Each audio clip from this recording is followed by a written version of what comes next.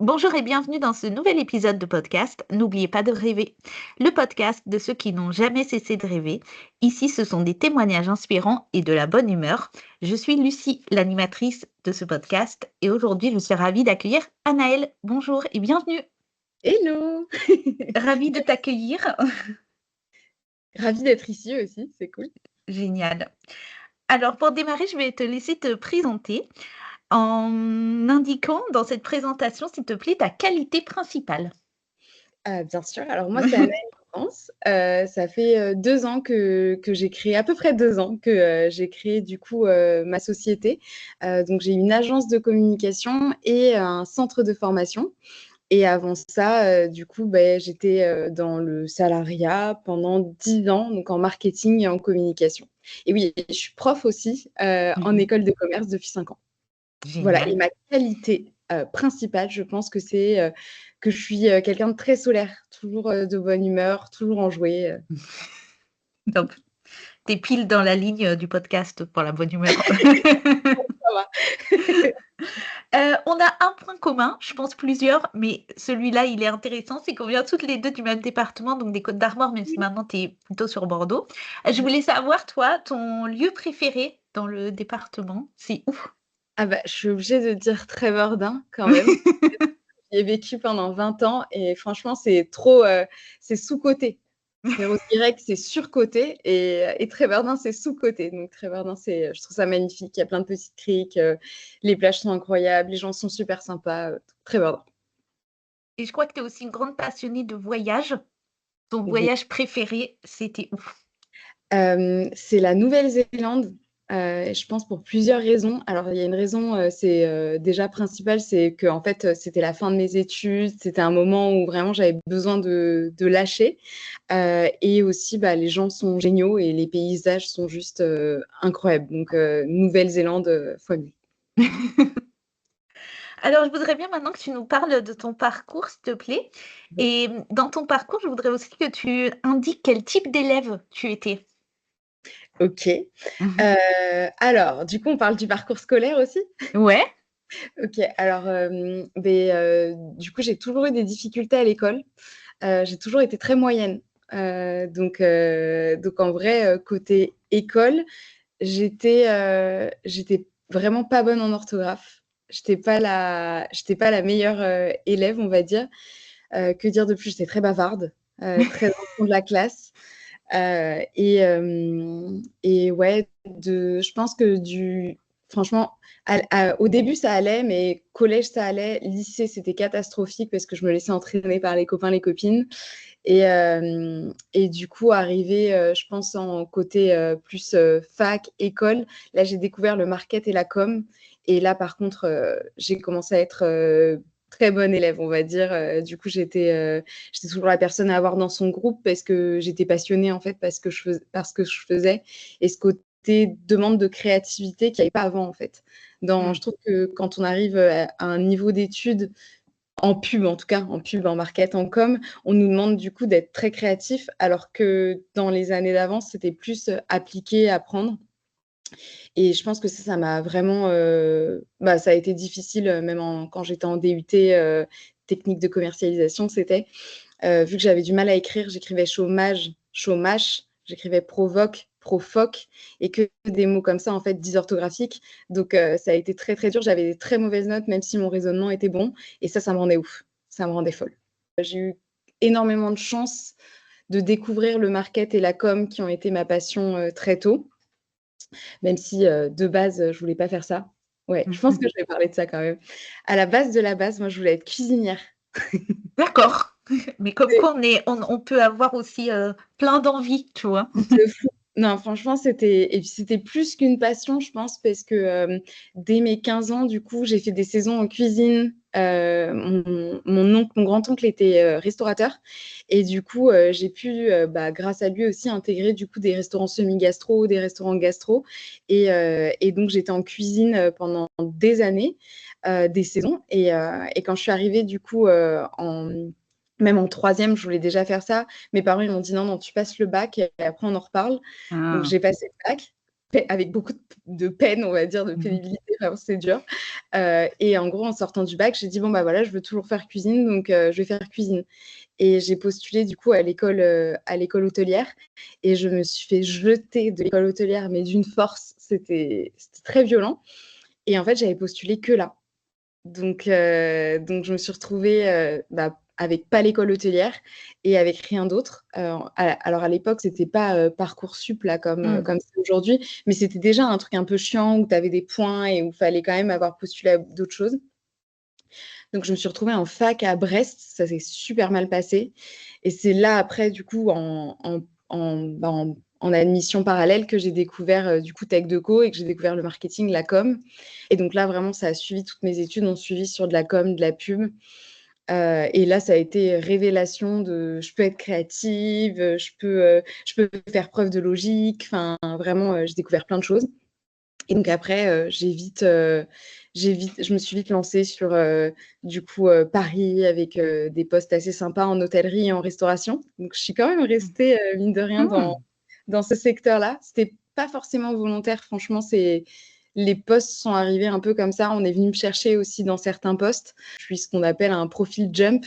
Je fais, 1 an et demi, 2 ans max dans une structure et après en fait, je change de poste. Donc les RH, ils appellent ça un profil jump parce que je m'ennuie vite et donc une Mmh. fois que j'ai mis ma patte, ma créativité, mon truc et que j'ai vu toutes les failles du système de l'organisation et que je vois que je peux rien faire, ça me tend et du coup, il faut que je parte.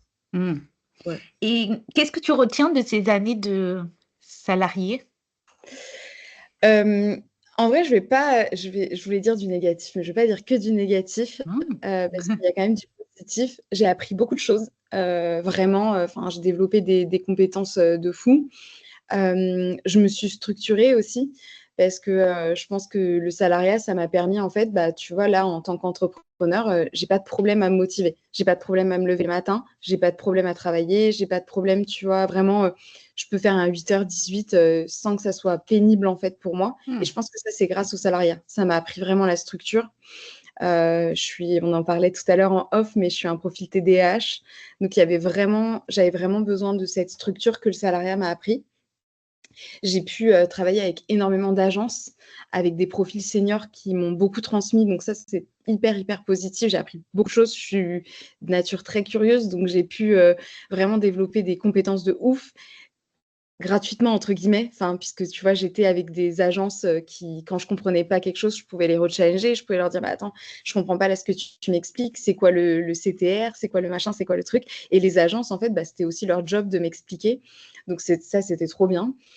Et après, bon, bah, le côté, très négatif, du coup, du salariat, c'est le management toxique. Ça, j'en ai eu beaucoup.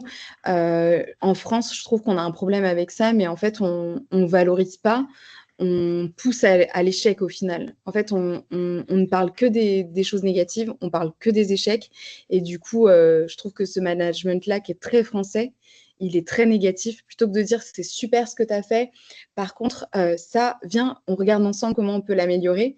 En France, Mmh. on dit: «C'est de la merde». Ah oui, OK, d'accord. Du coup, je fais quoi maintenant de ça? Et donc c'est ça ouais, ce que je retiens du salariat très négatif et le fait de vouloir te mettre dans une case, de te cantonner à ce poste-là précisément et si tu veux faire une mission, bah, tu vas gratter sur le territoire de quelqu'un d'autre et donc si le quelqu'un d'autre il accepte pas, bah, ça peut être très, très négatif. Ça m'a saoulée. Ça m'a vraiment saoulée, toutes ces choses un peu comme ça, le côté très politique aussi, dans beaucoup d'entreprises Mmh. où, tu fais des actions au final pour plaire au DG, pour plaire aux franchisés, mais en fait, il y a pas d'impact, vraiment positif. Mais tu te tais parce qu'on t'a demandé de faire ça et ça, enfin, quand ça avait pas de sens, moi, c'était très complexe. Mmh. Donc, du coup, j'étais un peu la râleuse de l'équipe parce que, franchement, mettre 1 million de budget sur un truc qui n'a aucun sens, enfin, moi, c'était vraiment difficile de parce que du coup, quand j'étais dans une marque, je vivais la marque, c'était ma marque, c'était mon bébé et de me dire qu'on pourrissait la marque sur des actions, comme ça me rendait folle. Après, c'était ma réalité à moi, hein, donc mais bon. Oui, mais c'est ta perception aussi que je voulais, donc c'est très bien.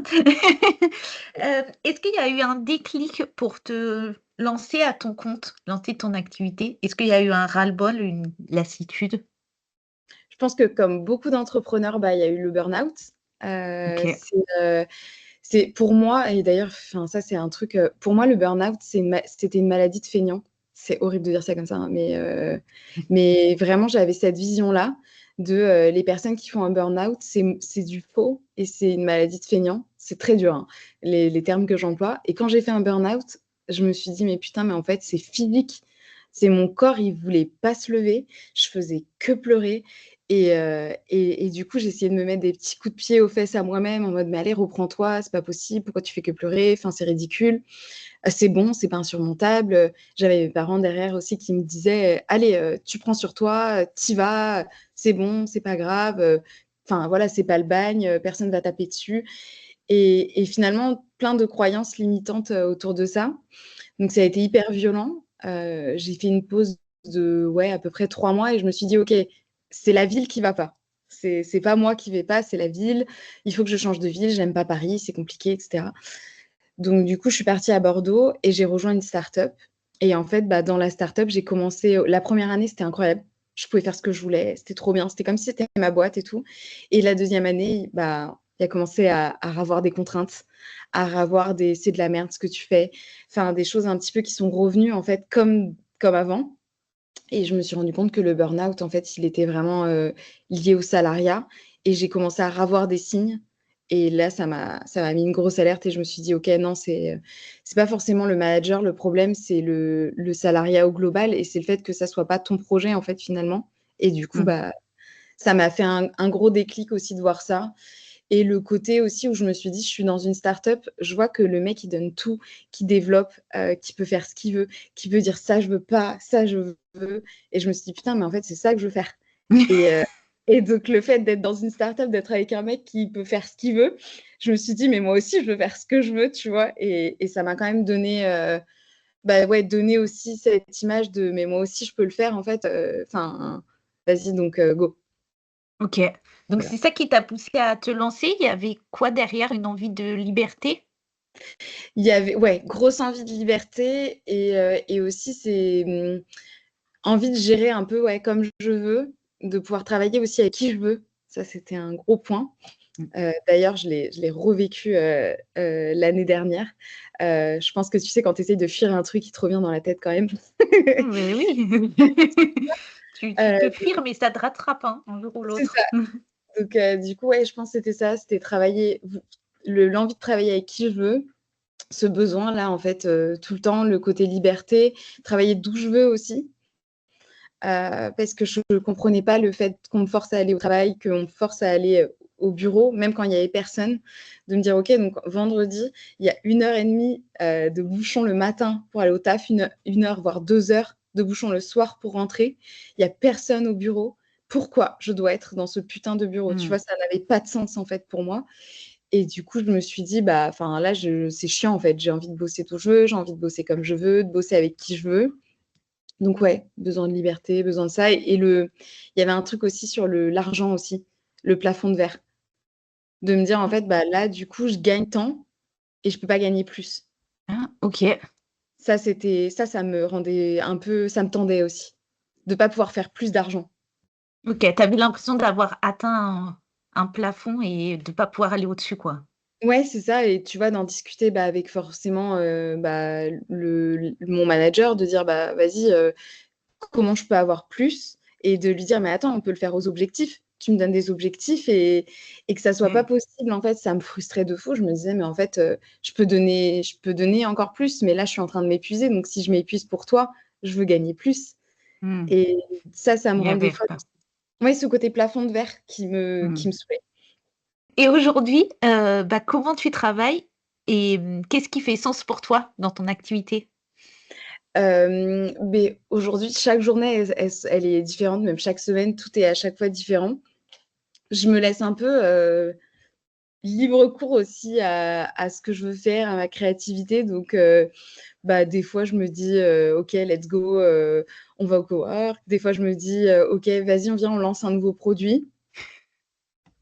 Des fois, je mets beaucoup d'argent sur ces nouveaux produits et c'est un échec, mais je m'en fous. J'ai testé, j'ai lancé, enfin, j'ai toujours plein d'idées, donc ça, c'est trop cool. Et je sais plus ce que c'était ta deuxième question? Qu'est-ce qui fait sens pour toi aujourd'hui dans ton activité? Hem, je pense la transmission. OK. Heu, bah, ça c'est pour ça que je me suis lancée de base. Vraiment, je me suis lancée pour faire des formations, pour transmettre à différents types de profils et maintenant que je peux le faire et que je vois les déclics, ça ouais, ça je trouve que ça déclenche des trucs chez moi de: «Putain, c'est moi qui ai créé ça en pensant à quelqu'un», tu vois? Donc ça, je trouve ça trop bien. Et aujourd'hui, est-ce que tu estimes que toutes tes expériences, bah, de vie et de professionnelles, hein, bonnes ou plus ou moins bonnes, elles te servent? Ah ouais, 100. OK. Même la pire expérience, tu vois? Enfin, il y a une expérience qui a été très difficile pour moi en tout début de carrière. J'ai changé de manager, heu et ma manager, je l'estimais énormément et j'ai eu du coup une manager très toxique et qui pour moi n'avait pas sa place là et qu'elle avait été très, pistonnée pour avoir cette place et ça a été, hyper violent en termes de valeurs par rapport à l'injustice et des choses comme ça. Mmh. Et du coup, j'ai vraiment, bah, au début, c'était complexe et en fait, j'ai vraiment appris de ça aussi, sur, je pense la résilience et le fait, bah, déjà qu'on peut pas tout contrôler, que des fois, bah, ouais, c'est politique et qu'on te place quelqu'un qui n'a rien à faire là, qui ne mérite pas d'être là. Mais en fait, c'est la vie, quoi. Mmh. Et je pense que, ouais, même les expériences ultra négatives, ça m'a appris plein de choses sur, bah, sur moi aussi et sur comment apprendre à gérer ça, quoi. Aujourd'hui, c'est quoi ta vision d'entrepreneur? Comment tu prends soin de toi dans ton quotidien? Comment tu fais pour pas t'oublier? Et beh, justement, c'est un sujet, d'actualité de fou parce que sur ces 2 premières années, je pense que je me suis beaucoup, oubliée. Moi, j'ai pas de problème à parler de ça, donc on en parle beaucoup avec ma psy. Ce côté équilibre, vie pro, vie Mmh. perso que j'ai du mal à pour l'instant, mettre en place. Mais là, bah, je me suis un peu mis un petit coup de pied aux fesses à moi-même et je me suis calé des vacances en avance. Parce que du coup, quand on est entrepreneur, on se dit: «Bah, en fait, je prends mes vacances comme je veux», mais toi comme moi, on sait qu'on s'engage sur des cours, on s'engage Mmh. avec, des contrats et cetera et bah, forcément, quand je suis en vacances, je fais pas d'argent parce que Mmh mh. c'est moi et moi et en fait, là, pendant 2 ans, j'ai quasiment pas pris de vacances. J'ai pris des vacances qui, au final, n'étaient pas des vacances parce que j'ai regardé mon temps d'écran, j'ai passé 5 heures sur mon téléphone par jour à bosser pendant OK. les vacances, pendant que j'étais Mmh. au Canada donc en fait, c'était pas des vacances Mmh. et donc là, je me suis bloqué des temps et je me suis organisée du coup parce que je délègue quand même de plus en plus. Donc j'ai, Capucine qui est mon assistante virtuelle, j'ai Léa du coup qui est en alternance. On en parlait, tout à l'heure un peu en Oui. off, mais j'ai mon copain qui vient d'arriver aussi. Et donc là, par exemple, bah, en octobre, je me suis pris une semaine de vacances et je m'organise déjà dès maintenant, tu vois, à Oui. vraiment, tout caler pour que pendant cette semaine de vacances, il y ait pas de perturbateurs et que, je sois en vacances. Et je me suis bloqué des gros blocs de 3 4 semaines en 2026 où il y a Ouais. écrit vacances. Je sais pas quand je partirai, je sais pas si je partirai, mais sur ces gros blocs, j'accepte pas de contrat, j'accepte pas d'école, je fais pas de journée de formation, c'est bloqué, quoi. C'est du Ouais. temps, off. Et là, ton objectif pendant les vacances, c'est vraiment, 0 travail ou genre 1 heure juste pour gérer deux trois trucs, c'est Je quoi ton but? je pense que je vais me laisser, enfin, je vais me laisser voir parce que si du coup ne pas regarder, ne pas travailler, ça me rend plus mal qu'autre chose et que ça me prend plus la tête, ça sert à rien, tu vois, de m'imposer de pas travailler non OK. plus. Après, je suis avec ma mère et ma mère, elle est très stricte là-dessus, sur, le fait de décrocher, elle était DRH. Donc pour elle, déjà 1 semaine, c'est pas assez, il faut 3 semaines et il faut complètement couper. Donc je suis en vacances avec ma mère. Donc à mon avis, les temps les temps d'écran vont être extrêmement limités et je pense que peut-être que je ferai un petit check parce que bon, même si je vais briefer, les équipes, il y aura quand même peut-être des questions, il y aura des choses, voilà Mmh. donc je pense que je vais pas décrocher à 100 mais mon objectif, ça reste quand même bah, de mettre le téléphone, dans le sac, quoi. Et aujourd'hui, après presque 2 ans d'entrepreneuriat, comment tu te sens? Comment tu pourrais définir heureuse, alignée, épanouie, à ta place? Ouais, bah, le à ma place, je me sens vraiment à ma place. Je pense que je travaille 10 fois plus que quand j'étais en salariat Et quand j'étais en salariat, je pensais pas que c'était possible. Je pense que ouais, je travaille 10 fois plus, mais je travaille pour moi, donc 10 fois mieux. Ouais, tu vois, j'organise des events biannuels où je réunis des entrepreneurs dans une Mmh. villa. Et en fait, pendant ces événements-là, enfin là, du coup, celui de mai, j'ai pas regardé mon téléphone, j'ai pas regardé mon ordi, j'ai pas regardé mes mails, rien du tout. Et genre vraiment, je me suis sentie tellement sereine, alignée. Enfin, j'avais vraiment ce sentiment d'être juste là où je devais être, d'aider Mmh. les autres et d'être comme dans une bulle, tu vois. Et je me suis dit, mais en fait, cet event, il a été très, comment on appelle ça, déficitaire, enfin, en termes d'argent. J'ai perdu Ouais, beaucoup d'argent, mais j'étais tellement bien, je me suis dit, bah, en fait, c'est un kiff que je m'offre à moi-même, c'est pas grave. OK, Vas-y. mais c'est bien. Faut choisir aussi dans les projets entre ceux qui nous font Oui, plaisir, ceux qui sont là aussi pour la rentabilité, donc je je c'est ça. valide. Et là, je sais voilà, je sais que je vais faire de l'argent. En fait, je me fais tellement kiffer, je fais tellement kiffer les gens qui sont présents que, c'est pas grave, tant pis. Je gagne de l'argent ailleurs, donc on s'en fout. Voilà. Est-ce que tu as une anecdote à partager, un retour client qui t'a marqué? Ah bah, un retour client assez récent. Tiens, je trouve ça m'a fait, j'en ai eu 2 là sur la dernière session qui m'ont fait du bien et qui m'ont marquée. Je peux en dire 2. Oui, 2, il y a pas de problème. Il y en a un, c'est, du coup, la cliente, elle m'a dit: «En fait, Annelle, tu es pas le coup de pied au cul dont on a besoin, tu es la main derrière le dos qui nous pousse». Et ça m'a fait trop plaisir parce que je me suis dit: «C'est vrai que quand, les entrepreneurs, les un peu, tu vois, les formatrices, les coachs et cetera, elles disent, «Bah, tu as besoin d'un coup de pied au cul et moi je te donnerai ce coup de pied au cul» et cetera. Moi, je me reconnais pas trop et en Mmh. même temps, bah, moi, je fais quand même bouger les choses. Donc du coup, je suis là, bah, ouais, donc si, je donne quand même un coup de pied au cul, mais en même temps, le coup de pied au cul, c'est un peu violent et tout. Et quand elle m'a dit ça, je me suis dit: «Putain, mais c'est trop ça, en fait, finalement. Je suis la main derrière le dos qui t'accompagne, mais sans Ouais, violence, quoi, c'est tout en plus doux. douceur». Ouais. C'est Et du coup, bah, l'autre et là, ça m'a marqué, ça m'a presque fait pleurer. Du coup, quand je bosse avec, en formation, j'ai, tu sais, des workbooks et tout et du coup, il y a, une partie où c'est, qui sont les personnes que tu admires? Cite-m'en 3 et du coup, elle m'a dit: «Bah, dans les personnes que j'admire, j'ai mis toi» Han, et c'était c'est dit de beau. façon mais de ouf et c'était dit de façon tellement simple, tellement naturelle et tout. Moi, j'étais là: «Oh non, quand même» et là, elle fait: «Bah, si, si» et du coup, je sais pas, c'était si fluide et du coup, je me suis dit: «Ah ouais» et ça m'a fait un peu, tu sais, genre, un peu en mode introspection de me dire, bah, on peut aussi m'admirer, tu vois? Un truc un peu positif envers moi-même. Je sais pas, ça m'a fait un truc. Enfin, Ouais, un tu t'es dit: «Je suis capable d'inspirer aussi les autres». ouais, OK. ouais, c'est ça.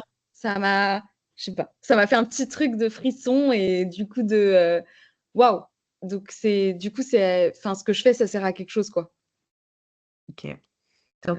Voilà. Quand on a préparé l'épisode, tu m'as dit: «Moi, j'aime 2 sujets particulièrement, c'est le storytelling et personal branding».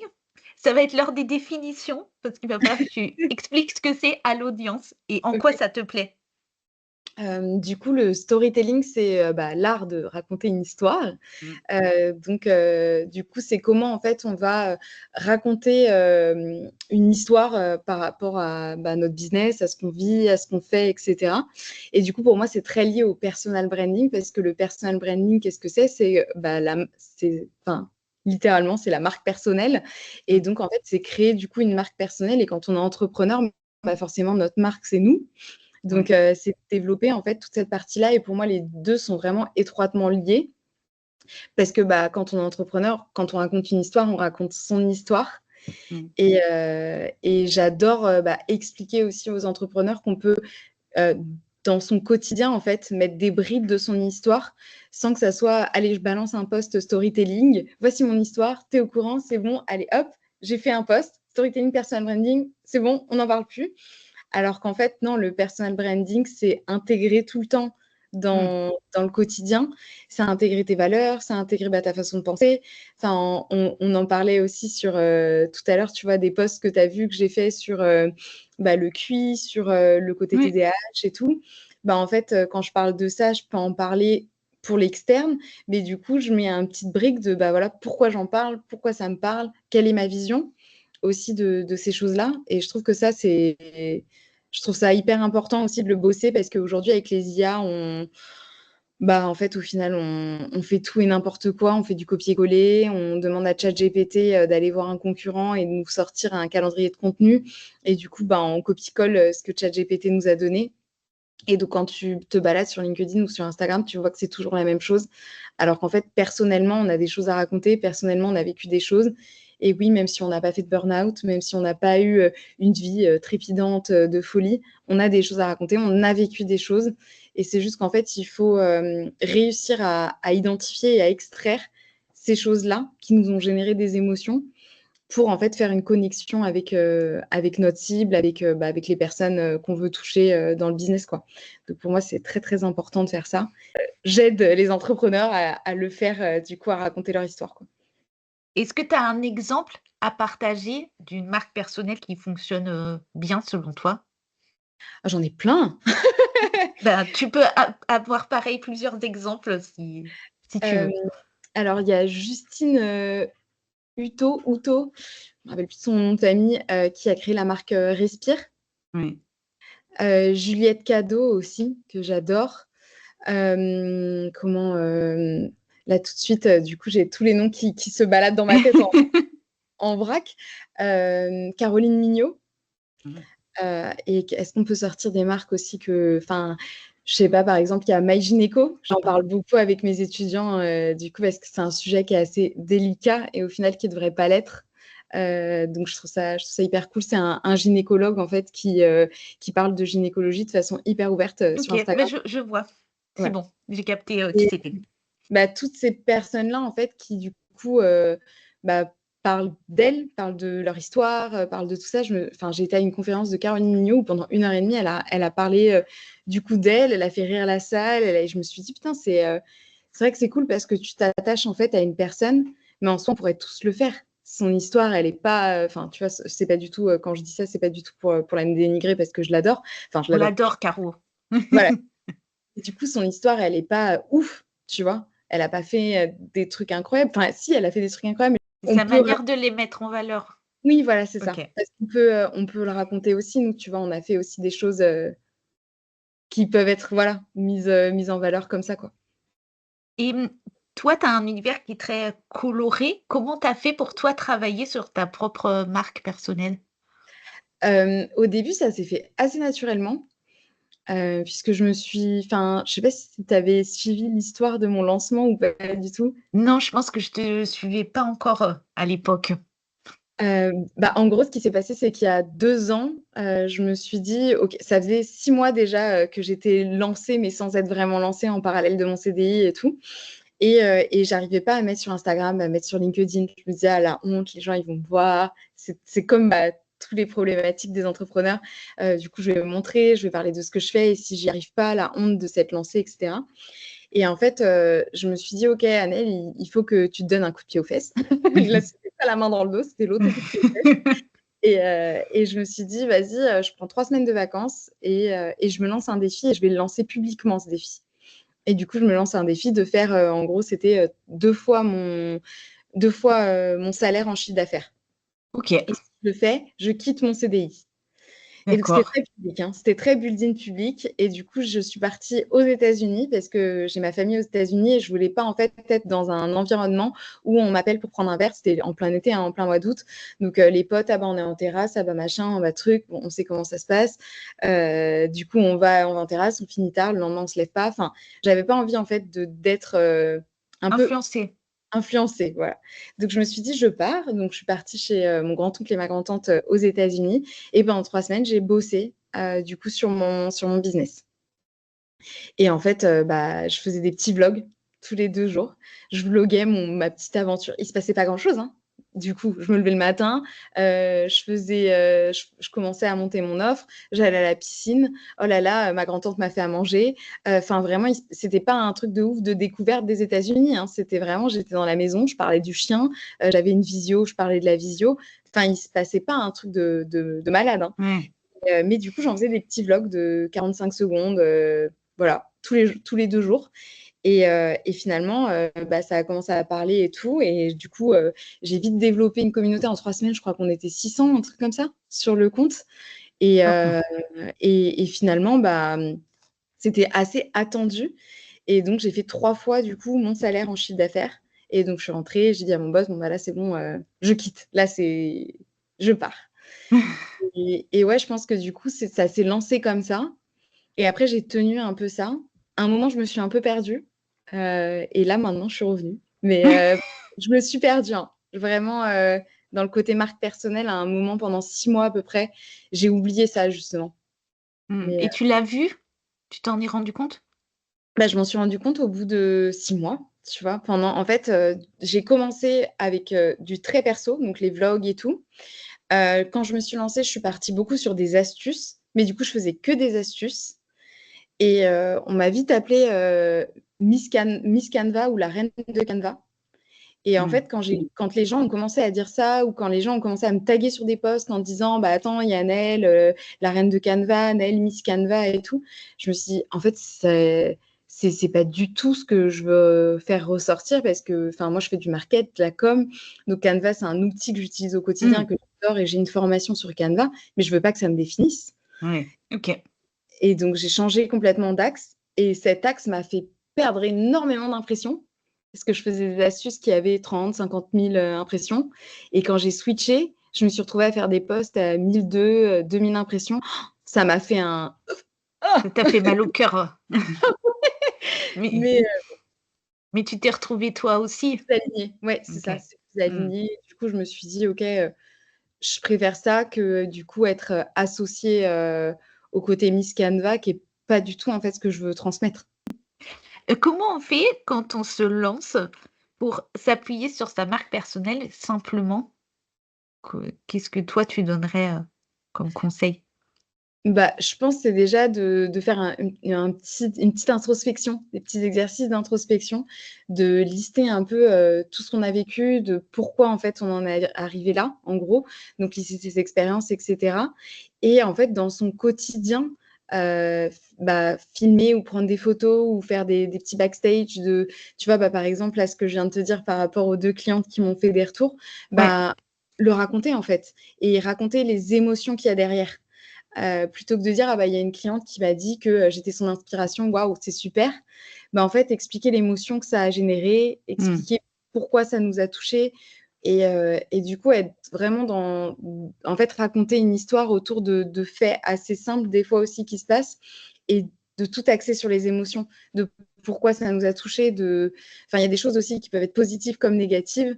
Par exemple, l'URSSAF m'est tombé dessus, waouh, Mmh. c'était très dur et du coup, expliquer pourquoi, expliquer si du coup ça a généré un sentiment d'injustice. Est-ce que du coup, tu étais pas préparé? Pourquoi? Et cetera. Enfin vraiment développer en fait ce que ça vient créer chez nous, quoi. Mmh.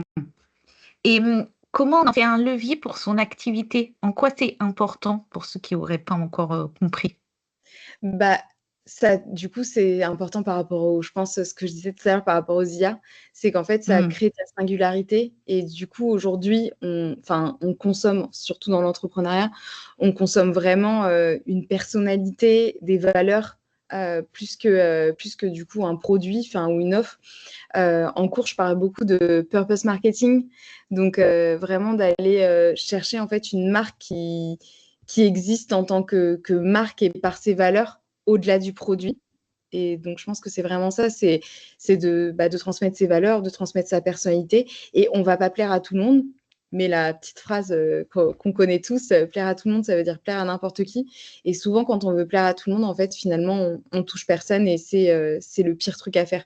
Donc c'est vraiment aller parler de nos valeurs et évidemment quand je parle de HPI, d'hypersensible et cetera, je me ferme plus de 50 de la population qui trouve que c'est bullshit, que c'est n'importe quoi, que c'est ridicule, c'est pas grave, c'est pas des gens avec qui j'ai envie de travailler, en fait. Mmh. Tu as évoqué justement la partie, intervention dans les écoles, ton côté, formatrice.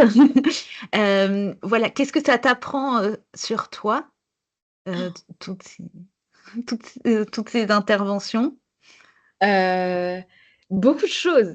Mmh. Déjà d'être en contact avec, la nouvelle génération, donc pourtant je suis pas, On a l'impression que tu as 88 ans. ah oui, justement, pas si vieille, mais il y a un gap, mais qui est tellement colossal entre, du coup, j'ai 34 ans et les pious là je les appelle mes piou-pious, enfin les piou-pious, les Mmh. pious qui ont 20 ans là, il y a un gap énorme, je trouve et vraiment du coup déjà ça me confronte à ça, et ça me fait me rechallenger tout le temps parce que la capacité d'attention, d'un piou-piou, nous déjà notre capacité d'attention en cours, elle était assez faible, mais là la capacité d'attention d'un piou-piou, elle est mais tellement légère que du coup, ça m'apprend de nouvelles techniques. Donc là, je me forme au design thinking, OK, aux je vois. neurosciences, au Génial. neuromarketing. Donc je les fais bouger, je les fais se lever, ils sont en action. Et des fois, quand je vois qu'ils ne suivent pas, je ferme mon ordi et je fais OK, c'est vous qui faites la suite du cours. Donc voilà les sujets. Toi, tu fais cette partie-là, toi, tu fais cette partie-là, toi, tu fais cette partie-là, et vous passez à l'oral, vous me le présentez. Et du Génial. coup, ça les met en mouvement, ça les fait bouger. Vu qu'ils vont chercher par eux-mêmes les informations, Mmh. forcément, du coup, ils se mettent aussi dans une approche pédagogique qui est assez différente. Et je trouve que, enfin, ouais, moi, ça me rechange énormément. Ce côté capter l'attention et ce côté, ils font tout avec ChatGPT. Et donc, je me suis vue faire un truc que je me suis dit, je ferais jamais. Je leur ai fait fermer les ordis, j'ai sorti une boîte et j'ai mis tous les téléphones dedans. Et je pensais jamais être cette prof. Et en fait, j'ai été cette prof, mais pour leur bien. Et je leur ai dit, c'est vraiment pour votre bien. On va faire un exercice de design thinking. Et vraiment, on va sortir des papiers, des crayons. Et vous allez faire un truc de ouf, vous allez voir. Et vous allez faire un calendrier éditorial, pas fait avec ChatGPT qui vous demande de faire des vidéos dynamiques et réceptives. On va faire un vrai calendrier. Et franchement, je ne sais pas s'il y aura des profs qui nous écoutent, mais meilleure idée du monde, parce qu'ils ont été hyper reconnaissants que je leur fasse confiance, en fait. Et que je sois vraiment dans cet état d'esprit. Au lieu de leur dire, vous êtes trop nuls d'avoir utilisé ChatGPT, vous avez fait de la merde, je leur ai dit, OK, là, il y a un problème et on va le régler ensemble. Et donc, tous les OK. téléphones de la boîte, on va faire un truc et vous allez me sortir un truc de ouf parce que vous êtes capable, parce que vous pouvez le faire, parce que, enfin, vous êtes incroyable et je crois en vous, quoi. Et du coup, on a sorti ça. Et quand ils sont sortis, j'en ai presque la petite larme là, mais du coup, à tous, je leur ai dit, je suis fière de vous. Et vraiment, c'est resté un peu dans leur esprit de l'année au final. Et ils m'ont dit, bah, enfin, merci parce que vous avez valorisé notre travail, vous avez cru en nous, vous ne nous avez pas pris pour des débiles, alors que beaucoup d'autres profs nous prennent pour des débiles. Et ça, moi, c'est pas l'objectif, c'est de me dire, allez, on y va, quoi. Même si des fois, c'est lourd de voir des presses 100% de chat GPT, et je me dis, putain, mais c'est moi là que vous prenez pour une idiote. Mais ouais. Mais du coup, on y croit et ça me re-challenge constamment, franchement, vraiment. Et le côté apprenti, stagiaire, comment tu gères ce côté, management, justement? Alors, ça, j'ai eu beaucoup, beaucoup pareil, de défis à relever, Mmh. surtout l'année dernière. C'est compliqué, franchement, enfin, je vais pas mentir, hein, c'est compliqué. Faut vraiment, je pense, écouter son instinct et c'est ce que j'ai pas fait. Et du coup, trouver des profils, moi, qui me correspondent parce qu'en fait, moi, je suis quelqu'un de sensible. Et si en face de moi, j'ai quelqu'un qui n'est pas sensible, je m'en suis rendu compte, c'est très difficile pour moi parce que moi, je manage beaucoup à l'affect. Et quand la personne en face n'est pas sur ce type de management, c'est hyper compliqué. C'est pas sa faute et c'est pas ma faute. C'est juste qu'on ne fit pas. Et donc, je pense que le management, c'est vraiment un métier Mmh. à part entière. Le management, c'est vraiment une skill à part Ouais. que j'apprends à développer. Mais là, ouais, enfin, ça peut être la meilleure expérience du monde comme la pire. Mais j'encourage quand même beaucoup d'entrepreneurs à prendre des stagiaires et des alternants parce que vraiment, ils vont vous apprendre sur vous, sur votre business, Mmh. sur votre structure, à se structurer parce que déléguer, ça demande du coup une organisation. Et ouais, je pense que c'est une skills qui se développe. Je suis encore en work in progress là de ça. Mais là, je suis contente. J'ai du coup Léa qui est arrivée début septembre. Et Léa, je l'avais déjà eu en stage. Et donc, on a un peu les mêmes façons de fonctionner. Évidemment, on est deux personnalités différentes, mais on fonctionne quand même pas mal à l'affect. Et je pense que du coup, niveau communication, là, c'est un début, donc forcément, c'est la lune de miel. Mais on arrive à communiquer et à se Mmh. dire, alors là, ça va pas, etc. Donc, je pense que ça va le faire pour ça aussi. Une chose que tu aimes sur les réseaux et une chose que tu détestes? Beh, j'aime la dimension que ça peut prendre entre, du coup, des discussions qu'on a, vite fait comme ça, sur, des commentaires puis des messages privés et rencontrer les personnes en vrai. Enfin, je pense ce côté en fait justement, ça développe ton réseau énormément et ce que ça peut créer, enfin, tu vois, on s'est jamais vu en vrai, mais du coup, bah, ce que les réseaux sociaux peuvent créer, je trouve ça incroyable. Et par contre, ce que je déteste, c'est, bah, peut-être les trucs un peu, les gens qui se forcent à être sur les réseaux parce qu'on leur a dit d'être sur les réseaux sans trouver de sens et sans s'amuser, on va dire. C'est pas eux que je déteste, mais c'est du coup le système qui leur dit, qui leur oblige à être sur les réseaux sans leur expliquer tout le sens que ça peut prendre et pourquoi c'est trop cool d'être sur les réseaux. Mmh. Je pense, ouais, ça, c'est un truc, qui m'énerve. Voilà. Moi, je trouve que tu es quelqu'un d'ambitieuse. J'aurais voulu savoir c'est quoi ta définition de l'ambition?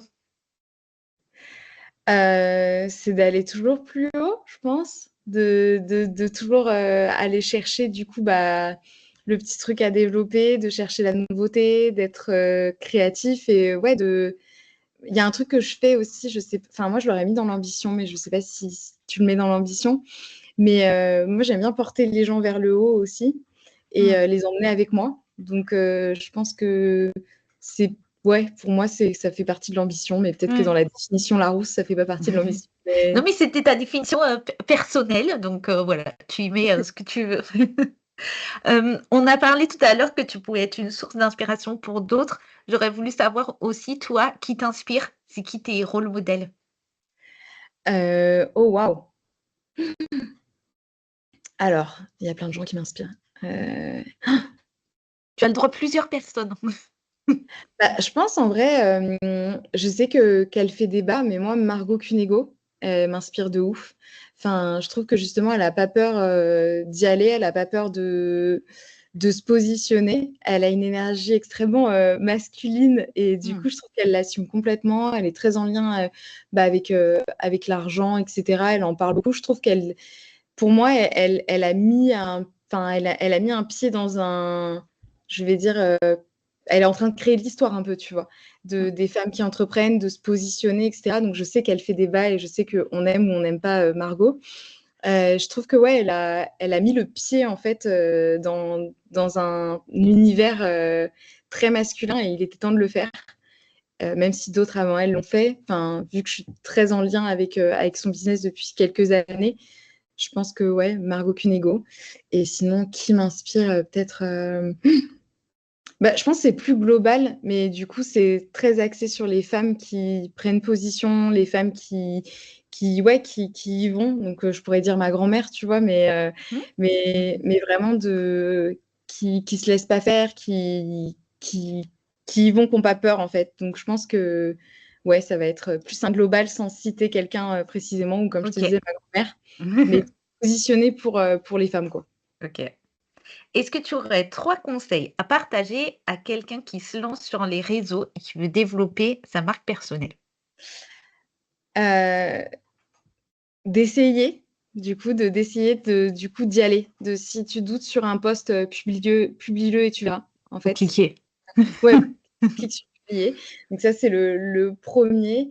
Le deuxième, ça serait de pas avoir, honte ou peur. Alors je sais que dit comme ça, c'est un peu, global, mais en fait, de se dire, la peur de tout le monde, c'est la même, en fait. C'est, et si, du coup, il y a mon pote untel qui va voir et qui va me juger? Et si et si et si et si?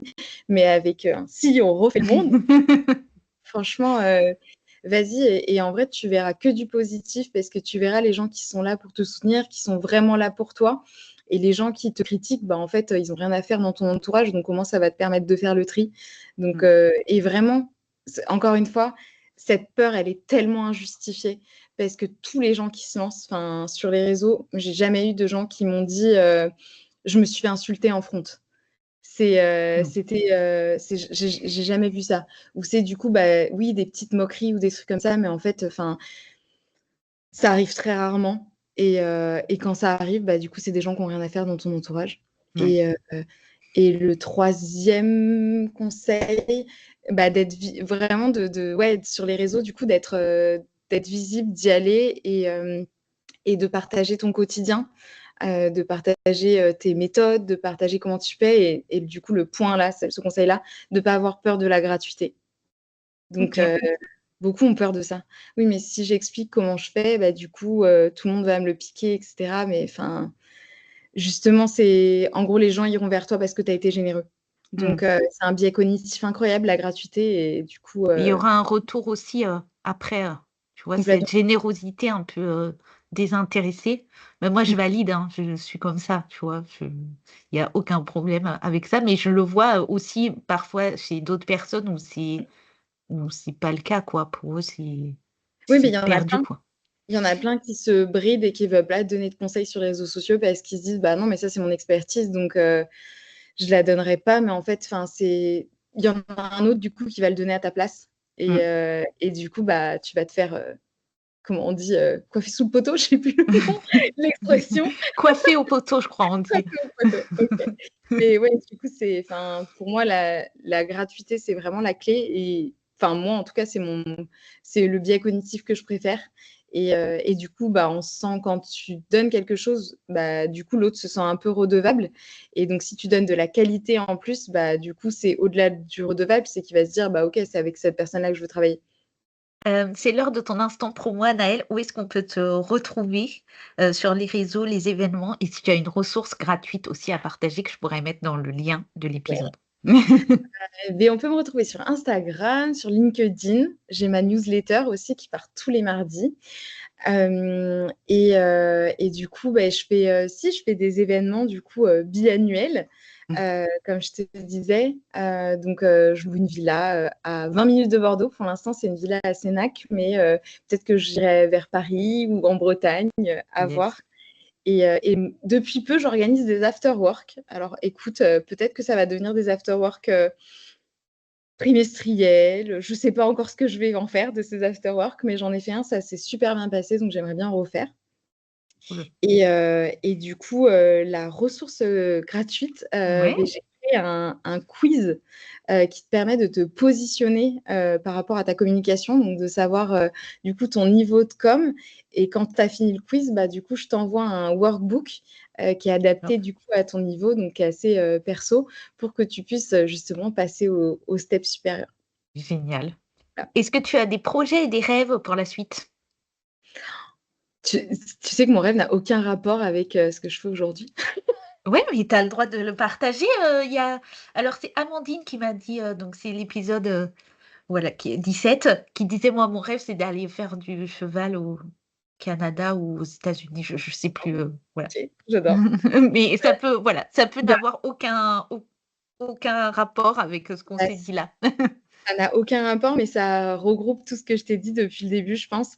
Moi, mon rêve, ça serait d'ouvrir une maison d'hôtes, alors pas de luxe, mais une maison d'hôtes haut de gamme où tout est fait dans l'expérience client. Donc, tous les points de contact client sont faits Génial, pour que tu te sentes vraiment hyper bien, hyper cocooné. Tout est dans le détail. Et du coup, ça serait vraiment mon rêve d'ouvrir cette maison d'hôtes et de pouvoir accueillir des couples, des entrepreneurs, peu importe en fait, mais que du coup, ça soit vraiment un lieu, une parenthèse, une pause dans le quotidien et où tu sais que tu te sens hyper bien, quoi. Voilà. c'est génial. Et c'est un rêve, vraiment, pour l'instant, il est au stade du rêve ou vraiment tu as commencé, des choses?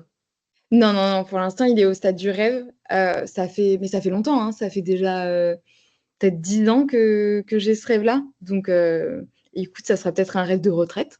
Ouais. Mais, mais en tout cas, bah, là, enfin, je fais quand même tout pour, dans le sens où bah, tout l'argent que je gagne, que j'économise, etc., ça serait quand même dans ce but-là. Ça va être l'heure de notre conclusion. Donc c'est l'invité qui conclut, c'est le dernier message que tu as à transmettre et donc il faut terminer par le titre du podcast: «N'oubliez pas de rêver». Je t'écoute. Bah, du coup, je vous dirais du coup à tous de rester vous-même. Et il y a une phrase que j'adore, c'est bah, sois toi-même parce que tous les autres sont déjà pris. Elle est en anglais normalement, mais je vous épargne mon accent. Et donc, du coup, n'oubliez pas de rêver. Merci beaucoup Anaëlle, c'était trop chouette. Bah, merci à toi. À bientôt. À bientôt.